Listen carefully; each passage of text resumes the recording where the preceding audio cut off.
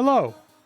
It is the 2nd of December, 2016, and this is episode 63 of the Unseen Podcast.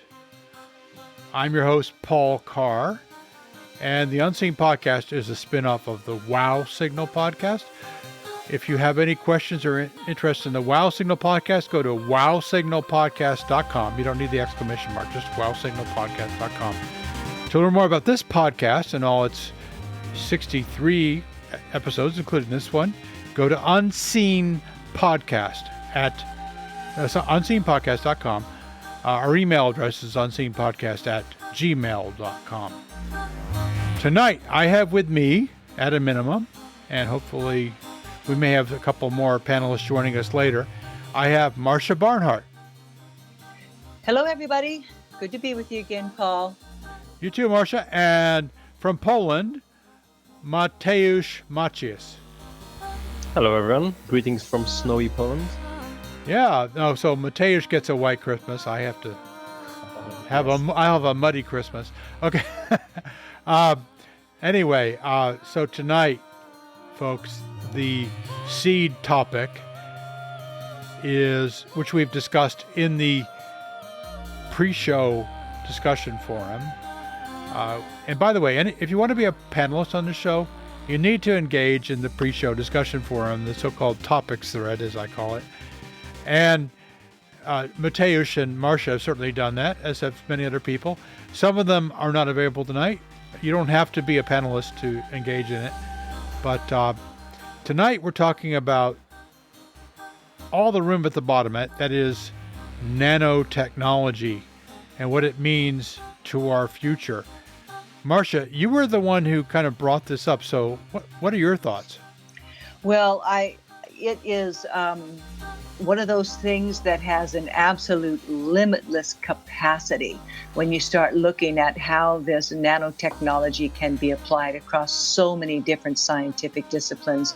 I think it's just a really, really exciting new era. Now, I was reading that in 1952, some Russian scientists published a little something that they had noticed, nanotubes.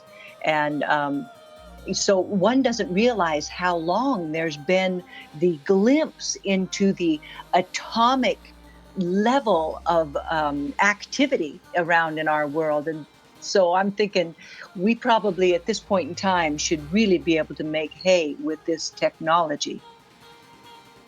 And now, can you maybe expand a bit on make hay? Yeah.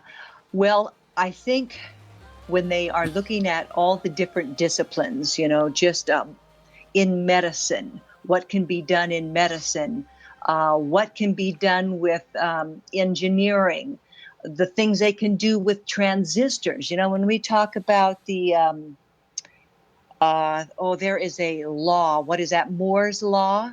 When we talk about Moore's law, at one point they thought they hit the ceiling on Moore's law, but I think with nanotechnology now, that will still be in effect. So medicine and military applications and technology with the environment. I mean, it's unending, Paul.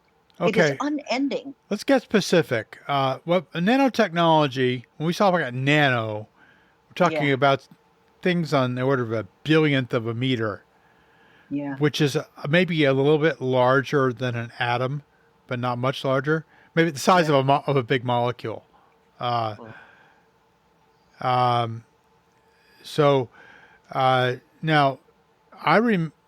seen I think we've all seen the famous lecture by Richard Feynman, which he gave, I think, in the early 60s called Plenty of Room at the Bottom, which he talked about,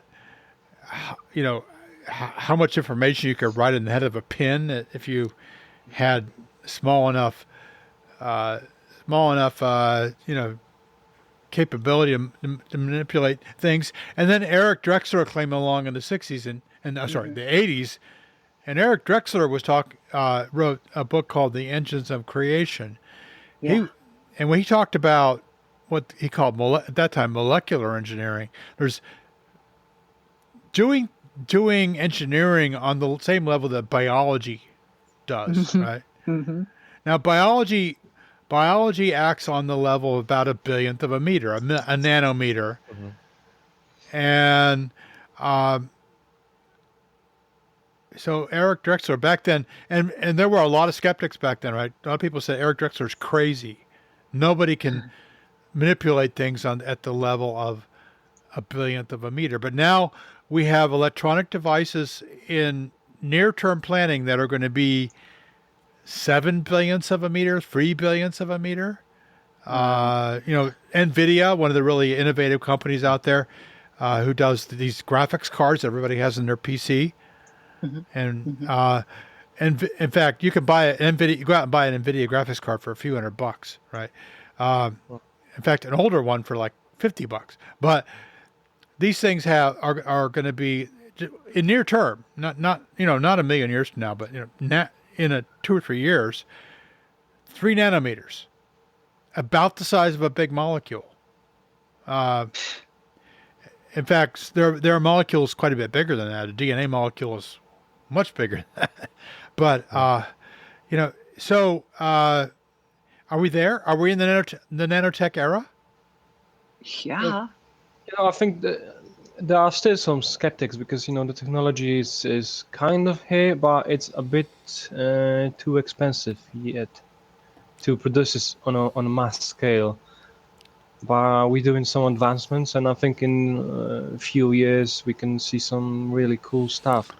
I'm really optimistic about material stuff because if something's so densely packed, we're speaking about nanometers. So if something's really so tightly packed, it has to be really strong. So I'm thinking like space material for spaceships and rockets and everything. I'm really optimistic about nanotechnology, but we still have to invest billions of dollars. We already invested in it billions of dollars. But well, $1 billion isn't $1 billion anymore. $1 billion is now. That's what you pay for a football stadium. Yeah. Yeah. So that's what you pay for a football player. Well, but don't you think? Tiny portion.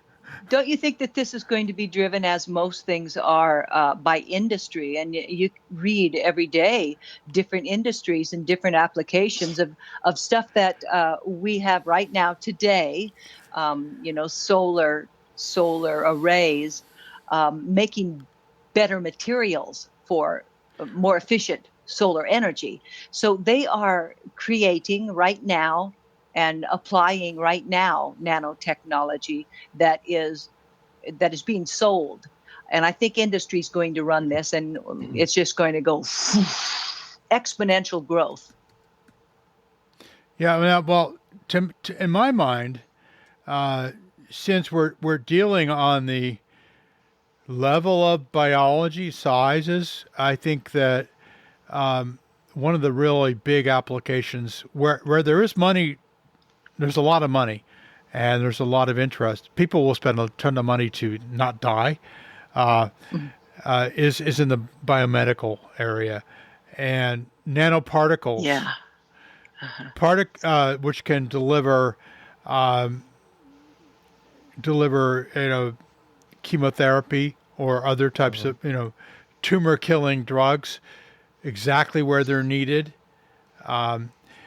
This is an extremely difficult thing to pull off, but because there is money and because we're dealing at the same level of size as biology in the nanometer range, where small tumors could be they could be very small, and that tumor can quickly grow to be big enough to kill you.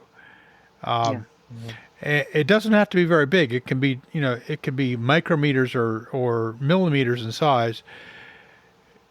So using what they call nanoparticles, which are very, very small particles to which drugs can be attached. They can attack those tumors directly.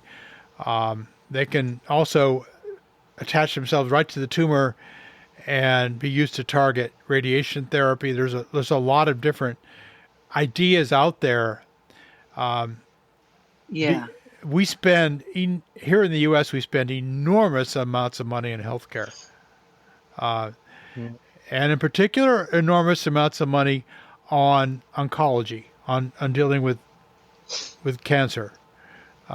We spend probably the GDP of many smaller countries just dealing with cancer, and as someone who's lost loved ones to cancer, I know how much you're willing to do to address that.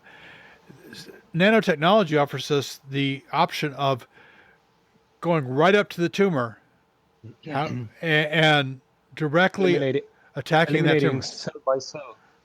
Cell by cell, or delivering drugs directly to the tumor instead of just spreading throughout the whole body and causing all these terrible side effects that people have. I lost a 3-year-old niece to brain cancer. She had a tumor that was very small, but it was big enough that it metastasized and caused eventually fatal damage to her body. It was one of the saddest things I've ever witnessed. And we would be willing to spend any amount of money to stop that. Yeah, one of the areas I think in medicine that there's a lot of promise for is early detection, because I know they're using molecular imaging, and they're able to get these little biosensors that they construct in nanoscale components and send them into the body. And these little biosensors will be able to detect when there's genetic or molecular changes, and they somehow have a way to report back that they have sniffed out, they've detected changes that signal overgrowth of cells and, i.e. cancer. And they're doing the same thing to try to detect early stage Alzheimer's. So in medicine, not only curative capabilities, but detection capabilities, which is where you're really going to save money in a populace. If you can detect and thwart early a disease, then you're better off than trying to cure a disease that's already started. So the therapeutic aspect of this alone is just, a blessing. And I'm sure that that's going to be one of those industries that will see huge growth. Now, we mentioned earlier solar power. The problem with solar power is you need to be able to do a lot of things at large scale very cheaply. But in the area where I think there's most promises in batteries, nanotechnology offers us the possibility of building highly efficient batteries, which that stuff's still in development. But right now, I am very seriously considering replacing my roof with a solar roof. Yeah. And this is going to cost a lot of money, but I'm willing to do it. And in my garage will be a big battery, about the size of a small refrigerator. If that battery could store more energy for the volume and the mass and the cost, that battery could actually make the difference between me being able to store enough energy to get through a power outage or get through a cold winter night, a cloudy day. But right now the technology is pretty good, and it's not nanotechnology. It's just battery chemistry. Yeah, but the thing about nanotechnology is that they're going to make it very small, and they're actually going to weave it into fabric that people will wear. And these woven wafer thin portions of little solar electric panels that can be woven into fabric will then light up. Let's say your kid's going to have their clothes light up at night when they're out walking around, and that will be completely done passively. So there's ideas and applications of solar when it comes to nanotechnology that we aren't even thinking about yet. Can you imagine what they're going to do with tennis shoes? They're Well, going I to have mean, tennis How shoes about that play, things just from this nanotechnology solar application. It's going to get stupid, but the application there is we can't even think of what they're going to if you start could doing. build a highly efficient insulator that would be very thin, Uh-huh. yeah, I mean, so instead of worrying about how cold it's getting tonight, my kids just wear their Yeah. nanotechnology pajamas, right? Yeah. Pump up the Yeah, I'm, heat. I'm, I'm, I'm also imagining a scenario where you basically have a jacket that collects solar power, and it's just Uh-huh. charge up your phone while you're walking. Exactly. Yeah. Yeah. So Exactly. Wearable technology is going to be more and more common, and these devices we have are going to need to be charged by some manner of energy. And so, this is one way we could charge these devices that we will be having attached to us. We will not leave the home without wearing this accoutrement that we hardly even think about now. Oh yeah. Well, I meing, the thing, if you think about the things that we have now that we didn't realize we needed. Yeah. Like, name some things. One is the telephone. Yeah, well, the cell phone, right? I mean, now people Right. get very nervous if they don't have their cell phone. Yeah, because it's more than a cell phone. 20 years It, ago, you didn't even worry, you didn't have one, and yeah. you didn't worry about it if you didn't leave out your house with it. It's like the Swiss Army knife technology now. It's got everything you need. GPS. You can pay your bills with it. You can call your mom and let you know you're going to be late. And it does all these things. No, I don't like leaving they without don't it. they don't do that. They don't call her mom. Mom has to call them. Uh, Yeah, but you've got this tracking. Find my friends, where you can find out if your exactly. Yeah. son is at the soccer practice as he said he would be, or if he's at his girlfriend's. I can't decide which I like better. Well, the the reality is that these very, very small materials, these could provide incredibly complex behavior Mhm. in things that are quite normal for us, like what we wear, what we have on our wrist, uh, what we have. I mean, right now we're going through a transition, right, where watches are changing a lot, Yeah, not because of yeah, nanotechnology, but just because of electronics. right. Smartwatches. Smartwatches, which are kind of right now are not that great. Yeah. Uh, I have called a Withings watch, which is supposed to be an activity monitor or a sleep monitor. It's not that great. Hmm. It's very light and easy to carry, but it can't tell whether you're swimming or walking. Hmm. But in a few years, we could easily have watches that literally are watches. They watch us. They know whether we're swimming, walking, running, riding a bike, whatever we're doing, right? Hmm. Hmm. And they can reconstruct our lives for us. Uh, Yeah. we're Right now, they're fun technical baubles, but they Yeah, could very Exactly. well soon be a real human monitoring device that anybody can monitor. right. Well, I have a drawer full of discarded watches, and I'm about to add another one to it. And You the know, you know, it all takes time. We've seen Michael J. Fox in Back to the Future when he put his sneakers on and they automatically, laced themselves. Yeah, And we're and there, now aren't we? after and yeah, Nike just Yep. introduced the shoes that they tie them by themselves, and they actually have a battery they have to charge every 2 weeks, and it costs $750. But we're here, Hmm. and it's gonna be the same thing with nanotechnology. We're gonna see some cool Now, stuff in a when did matter of that movie years. come out? I forget. In the 70s, right? I think it was No, no, no, no, 80, no, 80. no It was mid 80s, 80s. Maybe, 80s, yeah. no, it was early 80. When was it? we can easily find that out.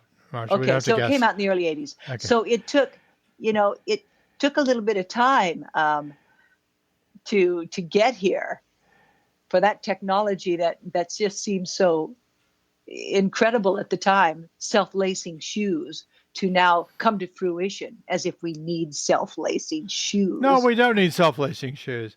But it's just another See people- technical bauble. Yeah, but well, I mean, the thing is, we still have stuff that we now feel we need. 1985. When was that, Mateusz? When was it? 1985. 85. Yeah, that sounds about Okay. right. Yeah. Uh-huh. But the thing is, take GPS receivers. Back in the late 70s, only the military had them. Now everybody has them built into Yes. their phone Yes. or even built into their watch. Mm-hmm. And also there's a European system called Galileo and a Russian system, and I think there will soon be a Chinese system, and they all can tell you exactly where you are within a few meters, and we now consider, a lot of people think, how did I ever find my way around town without that thing? That would be me. But I do not. Yeah. But the reality is we did find our way around town just fine before we had GPS. Well, speak for yourself. I do not have a directional module. I could get lost in my bathroom if somebody closed the door and spun me around. I have no directional module. So I'm telling you what, I value GPS deeply. I don't leave my phone because I'm always lost. Yes, well, I have a teenager who's about to learn how to drive. So Yeah. I imagine I can already see it now. She's going to be deeply dependent. Yeah.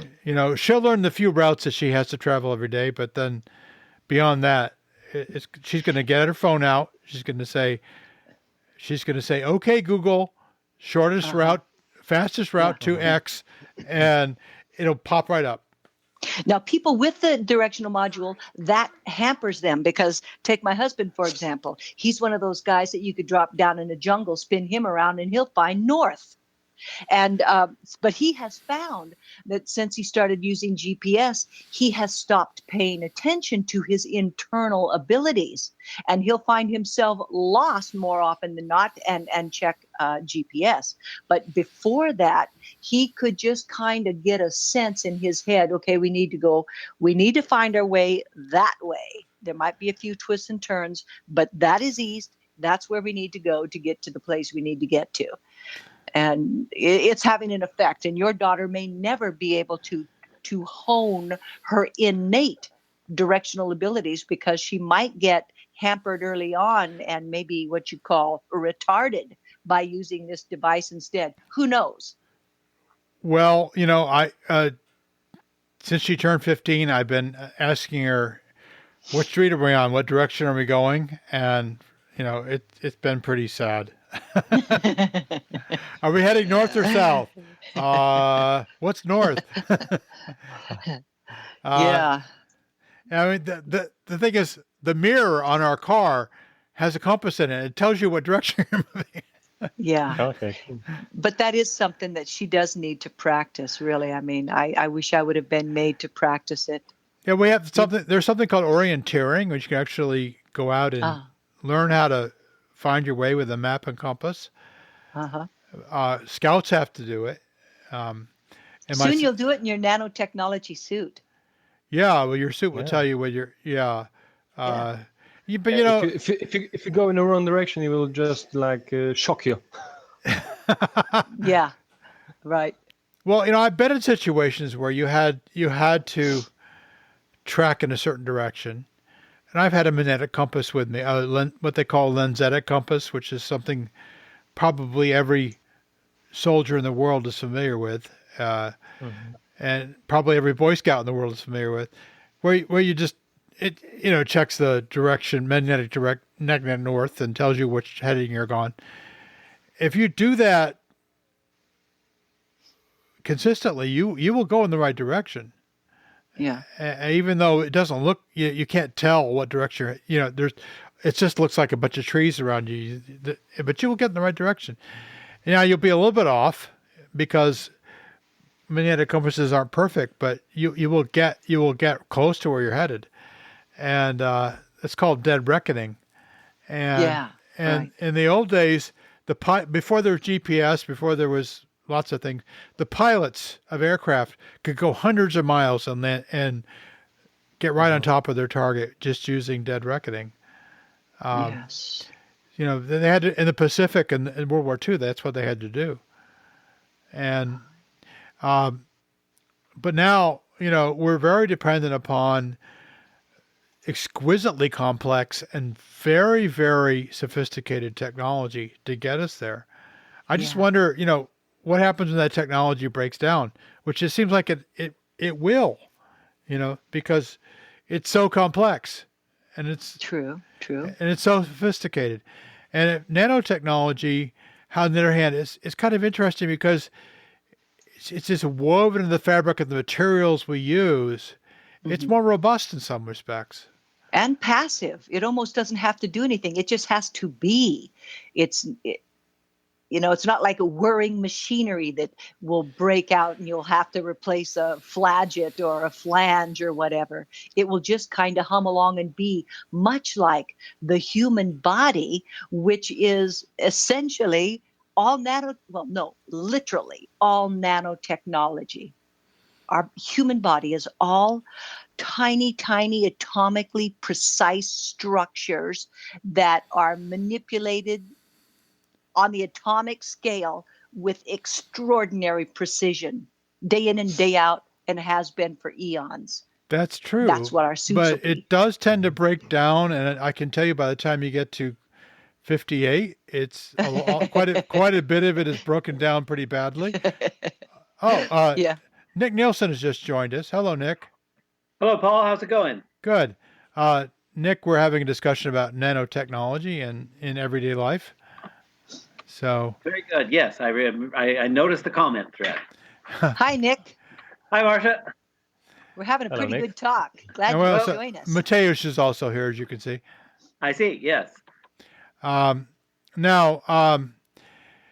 sort of, we've kind of gotten to the subject of how nanotechnology can affect the lives of ordinary people and how it might be actually a little bit more robust than the kinds of technology we've become dependent on, like GPS or our cell phones or other things that depend on having power and having a very sophisticated system work properly. Because of autonomy and the local power, powered by whatever. Because it's sort of built into the material that you have, right? I mean, whereas we're talking about wearable devices and how you can weave in a fabric that will have nanotechnology that is going to be a passive solar collection system, and that will be part of our everyday wear. You can go out and you will have this fabric, for example, light up at night when you're going to be walking around at night. And Mateusz was talking about when we were discussing GPS, you could have a little buzz on the right side of your shoulder that tells you, okay, that's right. So turn towards that shoulder that's buzzing. It'll be all this passive wearable capability that, as Paul was saying, would be quite robust. And as I was mentioning, would be very passive. It wouldn't be little machinery working. It would be extraordinarily small little capabilities at the atomic scale. That's where you're kind of jumping in at. It would be in the background. No, it'd be in the forefront. Well, it's going to be in the background of the garment that you're wearing. That's going to either be charged by solar power or by body heat. Or it'd be woven in to have interesting stripes that would have a Nike swoosh on it or something. That's probably how they'll do it. That's how they'll make their money. This would be that passive solar portion of the garment will have a manufacturing, drink Coca-Cola or whatever. Just thinking of how it's done right now, I wouldn't doubt what they'll do it that way. Because we're not branded enough already yet. Yeah, really. Yeah, Ain't well, that true. Our economy in 50 years might be all advertising. That's true. Yeah. We won't even know. There won't even be any real Coca-Cola. We'll just.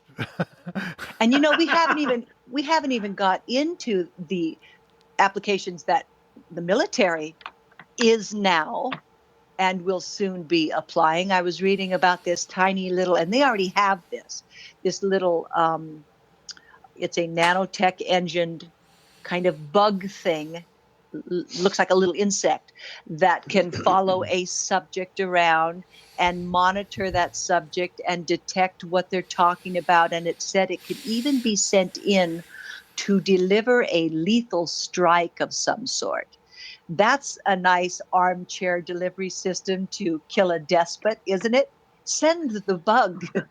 or kill bug. Not necessarily a despot, but could kill anybody. Well, anybody. As long as it's equal between the despot and the peasant, I'm for it. As long as it's got Coca-Cola advertising. No, I don't need that. Well, there was a very, very famous case in which the KGB killed a dissident, a Bulgarian dissident. I just looked it up as Georgy Markov. And a guy went down the street swinging an umbrella. The KGB agent had a poison BB in his umbrella. So he walked down the street swinging it, rather erratically, and then tried to make it look like an accident when he hit the Bulgarian dissident in the thigh, or the leg at least, and put the pellet into him, and that killed him. That killed the dissident.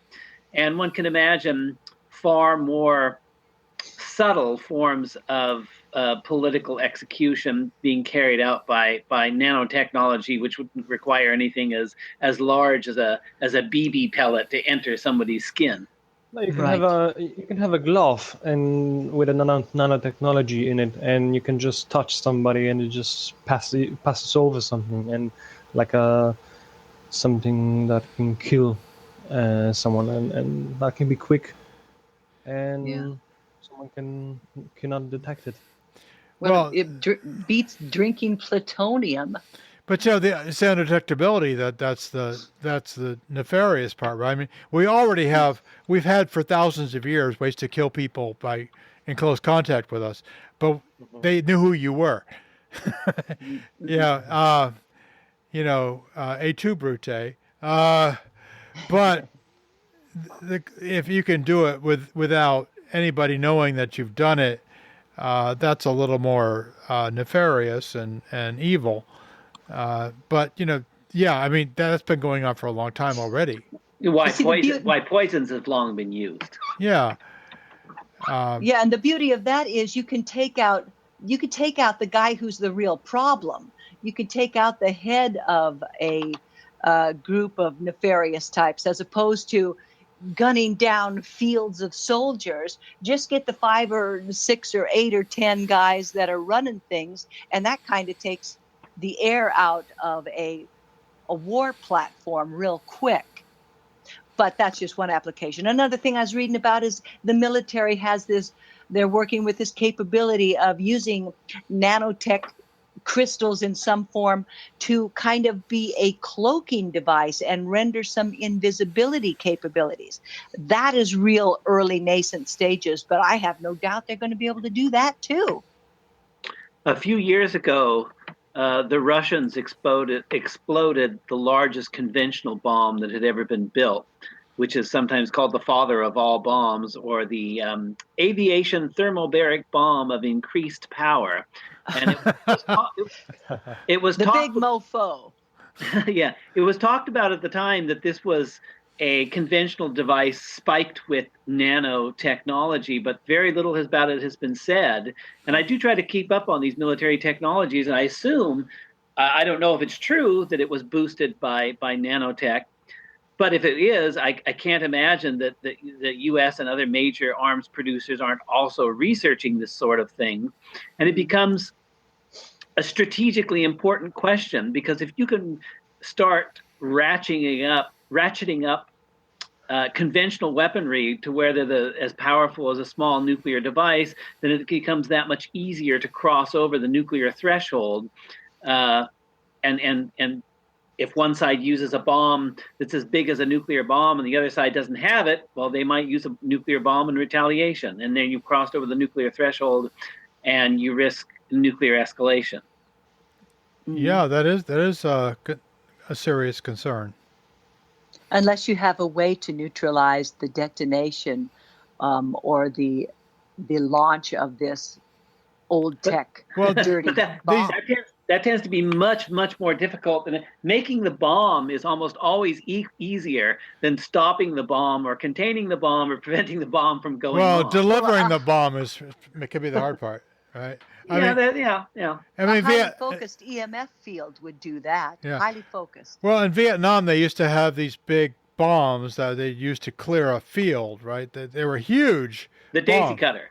The daisy cutter, and it would require a cargo aircraft to carry it, and they'd drop it onto an area, and it would annihilate anything within a few hundred meters of where it landed.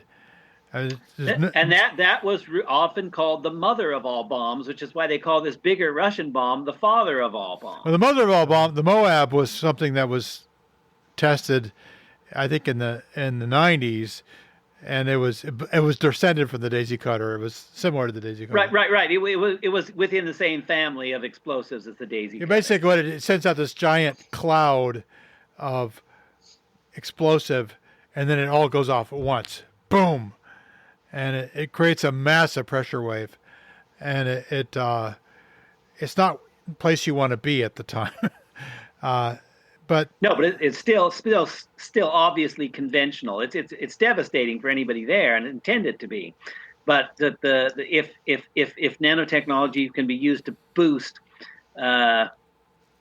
conventional weaponry over the point where they that's the indiscriminate sort of use of nanotech for warfare, is to boost a bomb so a conventional weapon becomes as powerful as a nuclear weapon. The other thing is to make things much smarter, like a smart rifle bullet that can turn corners or only kill a particular person or things like that, which, a rifle bullet is big in comparison to the scales of nanotech. So there's a lot of things you could cram into the tip of a bullet if you wanted to. Yeah, I think that conventional military applications will probably, it already follows, it's going more and more surgical procedures. They're very into surgical procedures. Now, I can see you can get ultra surgical procedure when you go nanoscale. That's why I'm saying it could be that in the future, mass deaths will not be the point of war. The point of war will be to cut off the head of the serpent, and that then brings the war-making capability to an end until they find this next head of a serpent, at which point you send the bug in to kill him. Wait. And at some point, you're going to alleviate the problem by killing the heads. Well, you got to get all the Horcruxes. You can't just get one of them. Well, you got it. But the thing is, the little grunt, he ought not to be the one that is evaporated on the field of war. Those bastards that are waging war against a civilization, they ought to be the ones that become blown up. Or that's not the way it's going to work out, though. Unfortunately, we already started seeing the impact of smart weapons in the first Gulf War, where these bombs would open up and send out I don't know if it's dozens or hundreds of little bomblets that are each individually targeted, and they could take out an entire armed convoy and not touch anything on either side of the road. And of course, it's very smart compared to the indiscriminate bombing of the past. That it's still focused on stopping an assault force. So it's very rarely a decapitation strike. Much more often, it's an anti-personnel strike, but an anti-personnel strike focused on the other side's armed forces. Yeah, it's much easier to hide Saddam Hussein than it is to hide an assault task force. And they don't really care if those guys get killed. They just don't care. Yeah, and sorry. Go ahead, Nick. I was going to say, kind of down your alley, Nick, when you get to thinking about it in kind of a sick way, war and pestilence is the Earth's way of keeping population growth down. There's naturally going to be something that will occur because at a point in time, the Earth cannot sustain. And that's why I think war and pestilence and natural occurrences have occurred over and over and over. It just keeps wiping us down to a manageable level, because I can guarantee you we're out of management now. Well, battle deaths are way down, though. I mean, in terms of they are. Yeah. Battle deaths are way down. True. That's true. But the point, to speak to the point Marsha raised, it's not so much that we're out of ecological whack, although that could be argued, but that there's so many human beings, they constitute a potential food source to anything that would feed off of. So anything that mutates to eat human beings, whether it's eating it on a bacteriological or a viral level, or eating us on a macroscopic level, is going to be an incredibly effective life form, because there's so much food to feed off of. So the more of the Earth's surface we turn into human beings, the more we have a food source for something that feeds off human beings, and that can be a plague, like you mentioned. I'm sorry, but you monkeys just don't taste good. It all tastes like chicken. No, it tastes like monkey. Long pork. Yeah, so I can see that a narrowing down of the population would be another application of a really finely focused nanotechnology. Yes, and in fact, if you could get a DNA sample, you might be able to narrow a weapon system to a single individual, and then you could pull off a decapitation strike. And one of the most politically incorrect novels ever written by Heinlein was The Sixth Column, in which they made a weapon that was only targeted as could only kill certain races, I think. Yeah. I'm speaking from memory here. I haven't read it for 20 or 30 years or something, probably more like 35 years. But these things are potentially possible. And absolutely. And if you can narrow down the DNA profile of a particular population, you could either selectively protect them or selectively target them.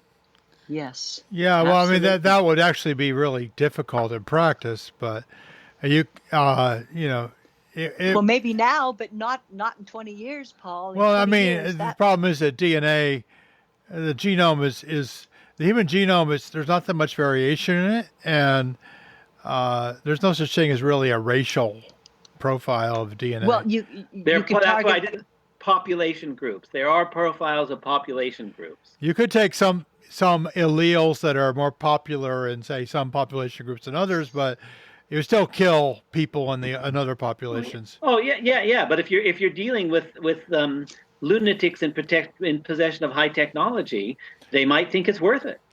Oh, we already have lunatics in possession of high technology. I knew you were going to say that. But now just take, for example, a particular blood group.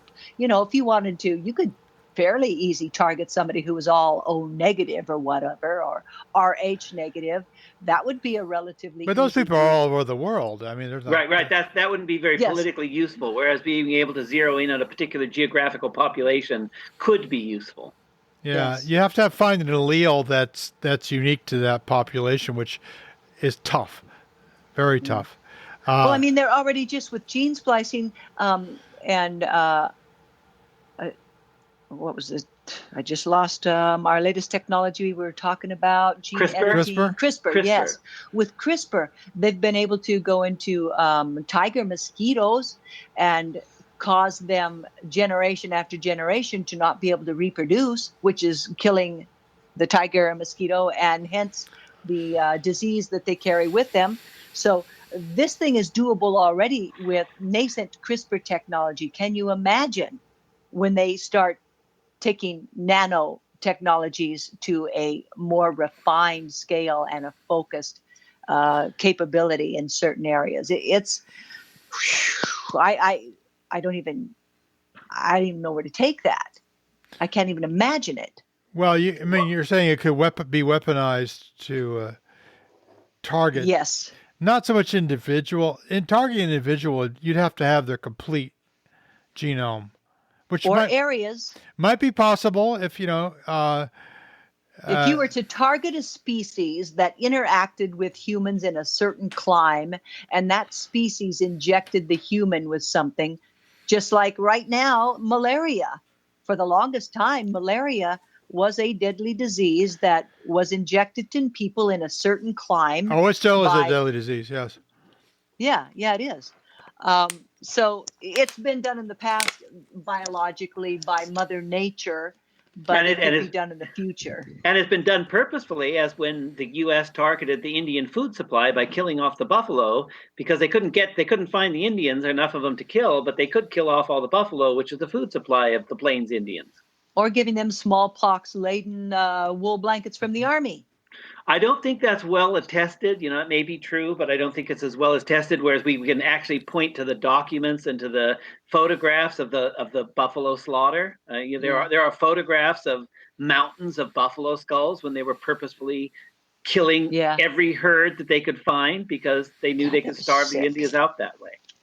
Okay, let's go to a nicer area now, because this is just like, ew. Now, here's another thing I was thinking about. Okay, who are we killing now? With nanotechnology. This is what I'm thinking. When I was reading about, nanotechnology, the nanoscale, the atomic scale was detected when we finally had the ability to create these extraordinarily elegant microscopes and such. And then all we were able to do then is to examine what takes place at the smallest scale of living being.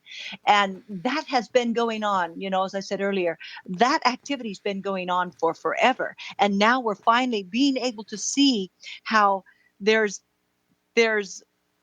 a machine in us. These little tiny biological machines are what is running the human body.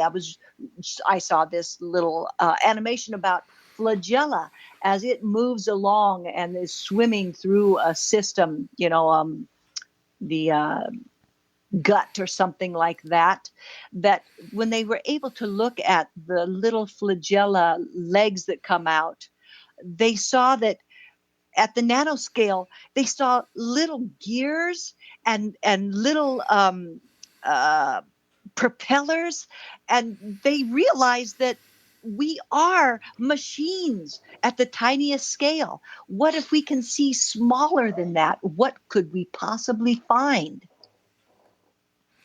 Well, I think it's pretty interesting, the fact that our universe accommodates that kind of hierarchy of organization, that you can have molecular machinery that builds up into mechanical machinery, that builds up into organs, that builds up into bodies, and we're aware. Our natural human awareness is of things in a much higher hierarchy, but it's and the thing is that our human body, just like this nanotechnology is going to do, can replicate.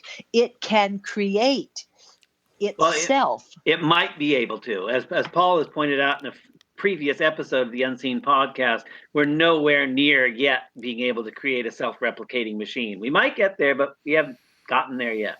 Yeah, but a bacterium is a self-replicating machine.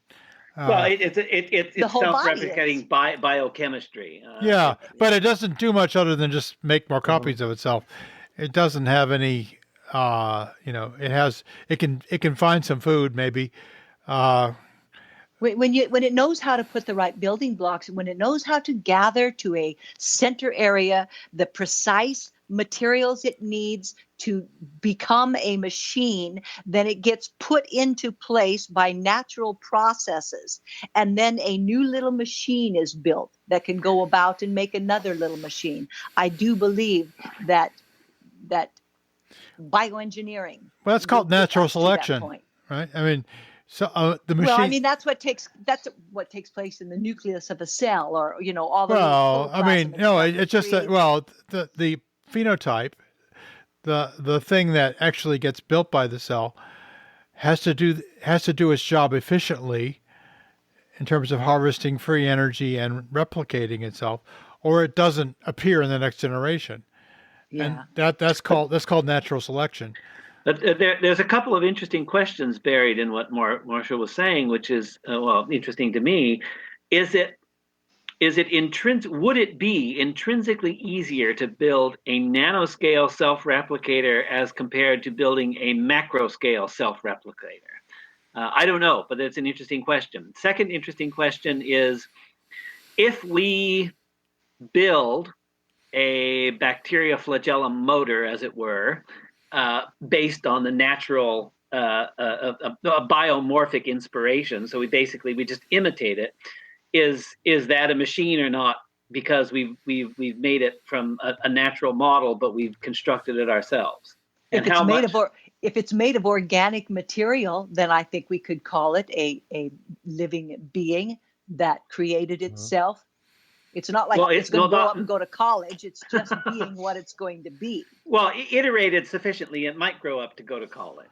Well, yeah, I've replicated something that's got a few years away from college. I had some help.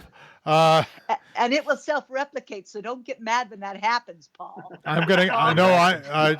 It's way too early for that. Grandchildren are fine, but a few years down the road, please. Thank you very much. No, but the thing is that we don't really know. No human has ever built a properly self-replicating machine that can draw materials out of its environment and make a copy of itself. And that would be a macro scale self-replicator. So my question is it intrinsically easier to build a micro scale self-replicator? And is that why we have I guess we do have macro scale self-replicators, because we're just mentioning that in nature. Well, but they don't really self-replicate. They have to. They're not identical, but they're close. They have to combine with another self-replicator, we do that with machines, which is a good way to get Dad very angry. Well, then maybe it's more like a cloning procedure where one thing takes everything it needs from itself because it has extras, and from itself, its spare parts, it builds the misses or its companion, and the companion has spare parts which builds another companion, and then this exponential spare part building of other companions then creates this whole community, we could call it. When we talk about self-replicating machines, some people might think about sending them to other worlds in our galaxy even, and they're gonna replicate and go to another body, and this way we can populate the galaxy in some amount of years. But I'm thinking actually about sending a self-replicating machine to an asteroid. It's going to use the resources it finds there, replicate itself, send to another asteroid, and then this way we can basically populate all the asteroids and then track them more accurately. This is something we can think about. Sure, they could build entire communities. Exactly, detecting asteroids and pinpointing them in map of the sky. Yeah, well, and if they build it, we would come. There was a very clever guy named von Neumann who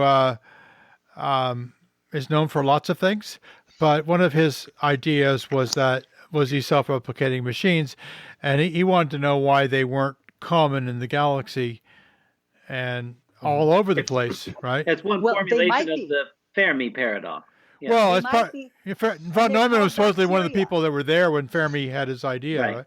Yeah. Right. I just wrote a couple blog posts about von Neumann self-replicating machines. So yeah, there might be, gentlemen, and bacteria might be that self-replicating machine that came from outer space. Indeed, that would be one explanation or one vehicle for panspermia. Is you put your self-replicating microbes on a rock and you send it out into the galaxy, and wherever it slams in, it's able to replicate if it has the right nutrients available. Yep, it gets hit with another. Maybe we can modify tardigrade. He's a really tough guy. Yeah. If we teach him how to replicate, he can just populate a whole galaxy. Well, he might be another alien that landed here. They he popped in here and found a very nice climate. No, he's too cute to be from another planet. Do tardigrades replicate asexually or sexually? Does anybody know? I do not know. I think they're asexual, but I can't. I've been sure. I'm too polite to ask. We're so close to get R-rated. Yeah, we have not. Well, we don't want to ask Mr. Tardigrade about his private life. Yeah. Because we know about bacteria. We know how they do their thing. Okay, we will find out about tardigrades. But it's a good point. Tardigrades are interesting. Tardigrades have both sexual and asexual versions. That's like earthworms. Oh, I didn't know earthworms are like that. Yeah, earthworms. They don't need a partner. They don't need a partner to replicate. That big portion in the center of them. Well, that's a very efficient form of reproduction where you can do it either way. Not near as much fun. Well, it's still largely an unsolved problem. Why there is sexual reproduction. It shuffles the deck. It makes, yes. It guarantees biodiversity. Yeah, but we still don't know exactly how it evolved. It's pretty difficult problem. Yeah, that's true. Just like the origins of life problem, it's difficult to solve, but you can certainly see why it happened. Because it looks one of those things that it looks like it makes sense in retrospect, but how did it come to be? Because it's so efficient to just make another copy of yourself genetically. It doesn't make sense to share genetic material unless there's some really compelling reason. And of course, nobody was there, so we don't know. It's just mutation. It's going to be a guard against mutation. Well, so there's a strong selective reason for it to be there because it's going to create biodiversity, and biodiversity is going to be more robust than monoculture. Yeah, maybe. But that still doesn't explain how exactly it put itself together in the first place. Yeah. It's a problem a lot like multicellular organisms. Why should a cell give up its own independent life of reproducing and get together with a bunch of other cells that only specialize, so only one cell in that group gets to reproduce? Yeah, you got to watch that against these so-called just so stories, where we think we think we have a narrative for how this happened, but we don't really have that. It may or may not have happened that way. Well, we have a narrative, but it's an incomplete narrative. Yeah. Well, we know there just isn't enough evidence. Yeah, but what if scenarios and suppositions has pretty much guided some of the giants of science since the beginning, Yes, we have to use thought experiments where we can't access the original. We're not yet in a position to start life ourselves on a world and watch it evolve. Well, you have to go with the evidence you have, and the evidence gets better over time, but it's never going to be that complete. And the whole evolution of eukaryotes and prokaryotes. Prokaryotes were first, then eukaryotes came later. Right. Okay. That was Lynn Margulis's idea, by the way, that there was this symbiotic relationship that became a single organism over time, by the way, she was Carl Sagan's first wife. I don't know if you knew that, but anyway, that was something that we just don't have enough evidence to reconstruct the whole sequence of events. So, but we like to come up with this narrative which isn't fully supported by evidence. We just probably never will have enough evidence. Well, that's why I have a problem with, to a degree, natural selection and evolution. I understand and can see proven how natural selection is going to change a biodiversity of species, but it does not explain the origin of species. It's never intended to. Origin. But that well, was the damn name of the book. No, well, it does explain speciation, yes, and that is The origin of species. there is it does not explain. No, there is extremely good evidence for that. Extremely good. The very beginning of things. No. I can, the origin of life is different from the origin of species. Yeah. That's my point. That's my point. Well, no. So Darwin was never about the origin of life. That was something different. okay. But he did write it that gets great letter about the misconstrued. warm little pond. Yeah, the warm little pond, but we really don't. We are way further along than Darwin ever was on that. But we probably are still nowhere near the right answer. Well, I still have people who say that the theory of evolution is the answer for all that is here, and I don't know how they could extrapolate that. But if once you have the origin of life, the theory of evolution explains everything else. Well, to a degree, you got to have life humming along pretty good before.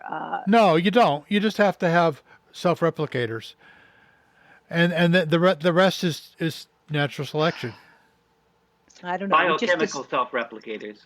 Yeah, you just have to have something that makes an approximate copy of itself, and then all the rest is explained by making better and better copies of yourself. By natural selection and time. Yeah. And evolving. I'm still, the jury is out in my mind here. I just still have to ponder that. I mean, there is so much evidence. It's tons of evidence. Yeah. Well, I recommend Jerry Coyne's book, Why Evolution is True. If that doesn't convince you, then I don't know what will. Well, I recommend The Beak of the Finch. That's an excellent book. That is a good book. Yeah. Okay. I mean,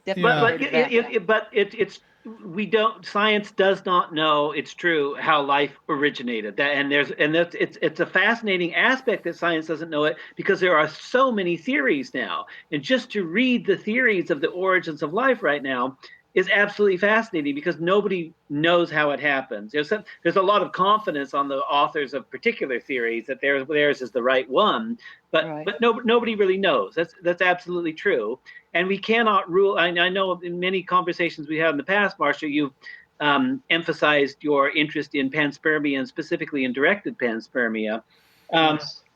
So.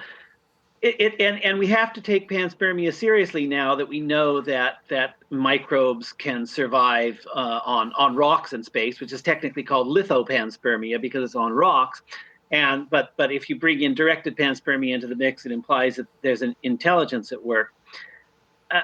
But the way, for somebody who is science-minded, at least somebody, I don't have to say that, for somebody who's looking at the question like I am looking at the questions of origins of life, the only interesting thing is that life originated somehow, and I assume it originated naturalistically. If you invoke directed panspermia, all you're doing is pushing it back, and you're asking, where did those agents come from?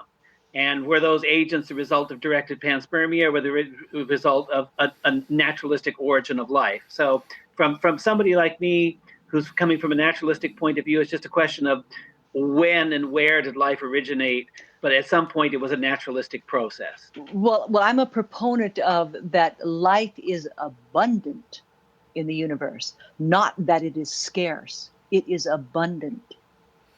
And that's where I'm thinking right now. Well, I hope I live long enough to see you proved true. Yeah, I think it probably is as well, Marsha, but I think that because the chemical processes that lead to self-replicators are common under certain environmental conditions. Yeah. And it may actually, the life we have on Earth may have actually arisen on Venus, it may have risen on Mars, and then found its way here. We don't know. Or maybe outside our solar system. Possibly, yeah. But it doesn't have to have, any. There's no need for anything supernatural or mystical or anything like that. This is the way our universe is. It gives rise to life under certain conditions. You have to have the right flux of free energy. You have to have the right flux of materials. Earth was perfect for that. Perhaps in its early days, Venus was perfect for that. Perhaps Mars was. Maybe right now there's life in Europa or Enceladus or Titan, and it might be the chemistry might be very different. I know you're Pluto. not a proponent of any intelligence being involved in it. It's all just happenstance. Intelligence is just something that evolves given enough time. It's an emergent property of biochemistry. Disagree. Consciousness I believe consciousness occurred before physicality. But let's not get into that philosophy because we're talking about nanotechnology. And that's why Marsha is an idealist. Yes, we know that. I don't know if I would call myself an idealist, but look up idealism. You'll find that I think Nick is correct. That's the traditional. Yeah, that's the traditional. Well, but there are many varieties of it. There's absolute idealists and personal idealists and abstract idealists, et cetera, et cetera. Ideas come before, reality. Yeah. I'm consciousness. I think consciousness is just an emergent property of brains. And I know that's a common thought. I would say most scientists think that a lot of way. people think birds have consciousness, hamsters have consciousness. It's just a question of what level. Yes, it depends on how you defend consciousness and how far you're willing to push it down the ladder of complexity in terms of complexity of the brains on which it supervenes. Yeah. So is there consciousness at the tiny, tiny little nano level with all those little flagella? No, probably not. What we didn't even know things were maybe vertebrates or maybe even insects. It depends. This is an area of active research. It's not something that is a question of speculation. It's something that people are actually looking into. There's a new organization in New York City called the Consciousness Clubs that has either weekly or monthly meetings now. And I'm very sorry. I'm not sorry I don't live in New York City, but I wish I was there in order to go to the meetings. You could Skype in.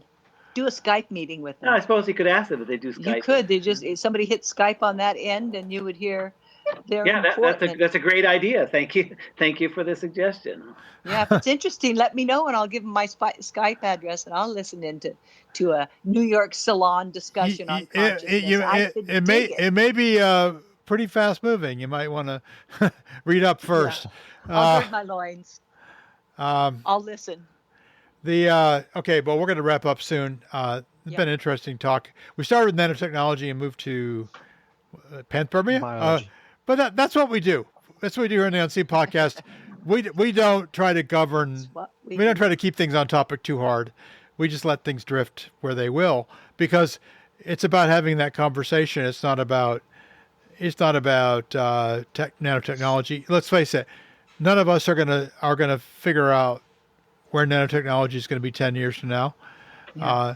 There's no investment advice given here. There's no medical advice given here. If you think, if you have that impression, you are delusional. Invest your entire fortune in my widget, please. Yeah.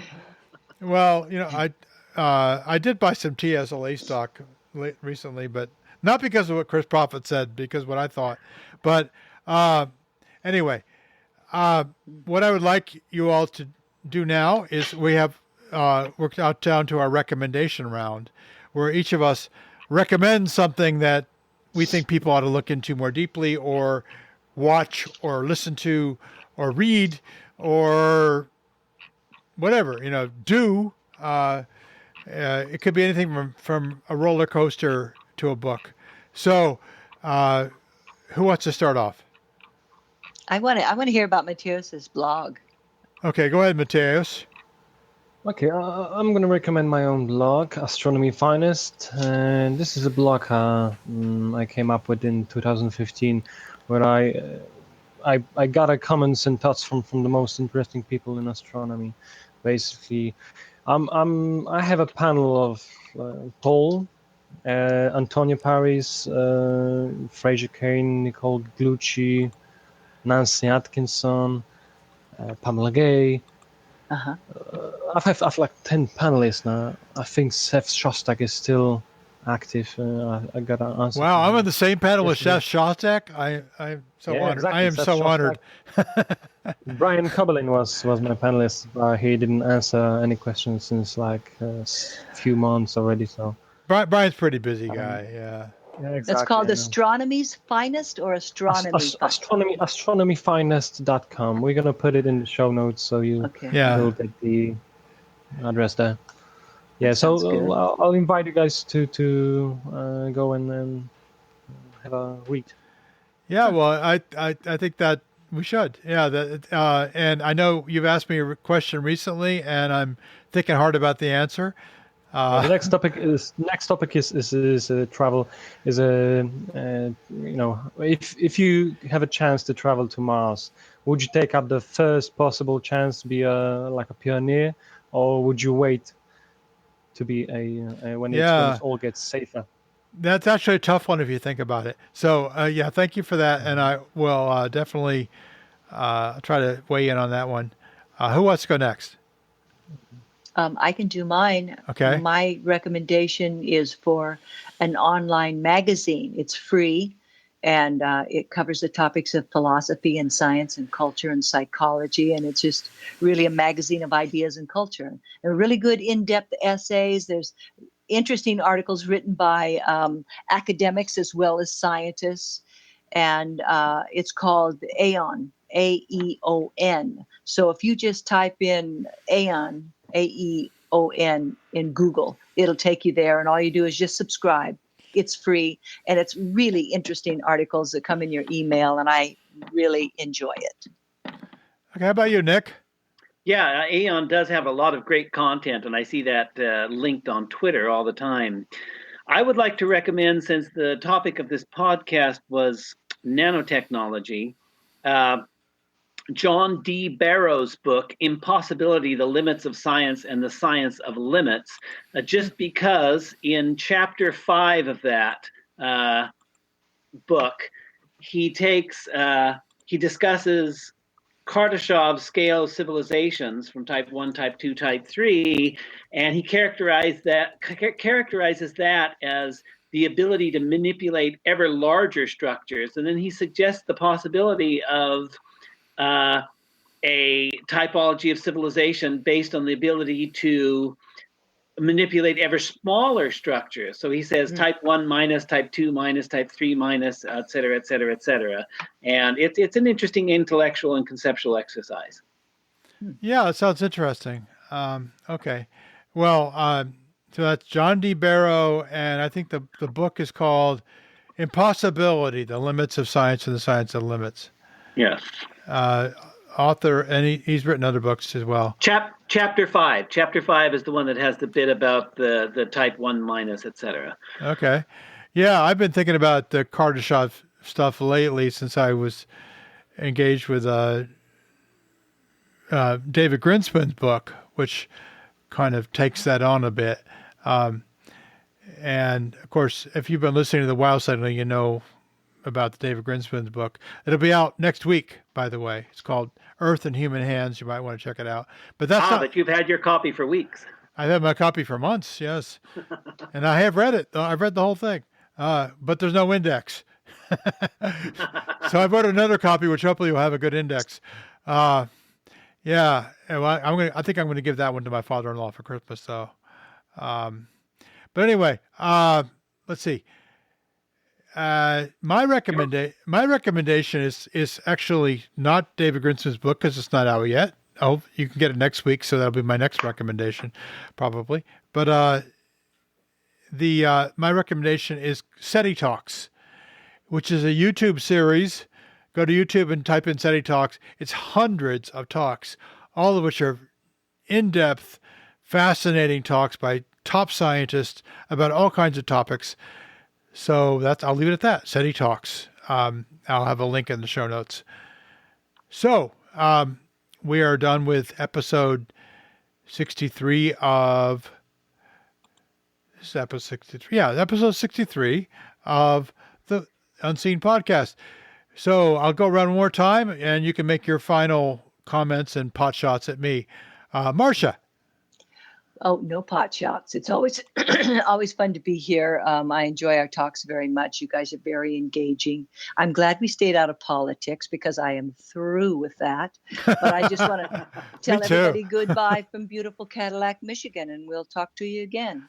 Okay. And Mateusz, I know you need to move on with your life right now, but Yeah, thank you guys for joining me here. It's always a pleasure. Yeah, exactly. It's 5 o'clock where I live, and I have to go to work in like an hour from now. So, greetings from snowy Poland again. yeah. See you soon. Okay. Hopefully you'll be on many times in the near future, Mateusz. And Nick Nielsen. Thanks for the opportunity again. Happy to be here. Okay, so that's it. Now, if you would like to contact us for any reason, you can email unseenpodcast@gmail.com or just go to unseenpodcast.com and there's a blog there and you can comment on the particular episode. There are also links to all kinds of other things like our G Plus community or our subreddit, which frankly hasn't seen enough activity lately. I've been thinking of closing the subreddit if we don't get more engagement there. So if you prefer Reddit to G+, by all means, go in there and comment. Let me know what you think about the episode. We love to hear from listeners. We don't hear enough from listeners. So yes, and we have a listeners community on G+, and we have a participants community. If you would like to be on a panel like all these people, Marsha, Nick, and Mateusz, all you have to do is go to the G Plus community, sign up, and you will get invitations. The next invitation will come out in about 2 weeks, and it will be for an episode in late January. So we'll have one more episode in December. That'll be next week, where we're talking about Bring Your Own Forecast, where the different panelists will have a forecast or a prediction. We'll discuss that prediction. I will have one of my own, and so we'll have about 5 of those, and we'll bang them around and explain why each of the other ones are full of it. Should be fun. In January, we'll also have just the opposite, where you can bring something you think is total BS, and we can discuss why we think that's the case. Most of the topics, though, are wide open, and the community gets to set the topic, gets to discuss the topic. In this case, it was Marsha who brought up nanotechnology. So, by all means, come visit us, join the panel, and we'll see you again soon. So next week. So this has been episode 63 of the Unseen Podcast. It is still here in the United States on the East Coast, the 2nd of December, 2016, and we'll see you again soon. Goodbye. Bye-bye. Bye-bye.